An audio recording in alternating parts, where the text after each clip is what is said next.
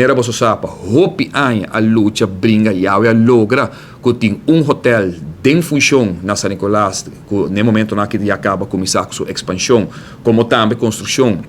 de condomínio a base de esforço grande que agora assim de ano anterior 2018, 2019 então tem honor para pôr a negociar e lograr naturalmente o desenvolvimento sumamente positivo aqui. Sin embargo, nós também miramos que nos últimos 5 anos em particular aqui pouco agora assim adicional na San Nicolás,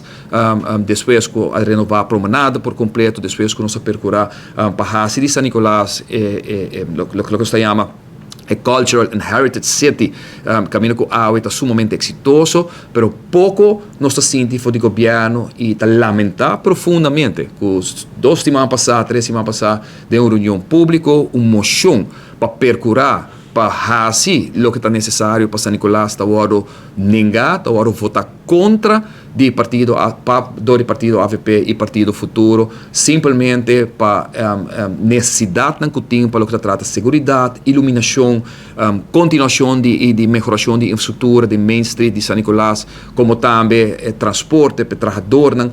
que tem que trabalhar no hotel aqui, gastos que tem que trabalhar no hotel aqui e naturalmente uma grande quantidade de outra atenção que se agora brindar na San Nicolás. Nós mandamos diferentes cartas na maio, na junho, abril, para o governo, pedindo ministro para vir para o parlamento,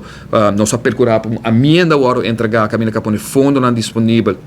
nós percurar para 2 moções, o entregar tanto hora atrás de presupuesto de ano 2025 e hora atrás é sobretudo begroting de 2025 e aí está caminho que nós está aí que está sendo lamentável com a hora que o San Nicolás está de desenvolvimento, com o San Nicolás está em momento para nós invertir em San Nicolás para por desfrutar e naturalmente cash out arriba de desenvolvimento econômico que o hotel aqui por 13 para arriba de nossa isla como está aí uma fração de AVP e uma fração de futuro da vota contra o candidato não de San Nicolás. Dengue 2 fracciones aqui da vota contra, demonstram que simplesmente lo hace possível para a necessidade grande que o San Nicolás tem no momento aqui,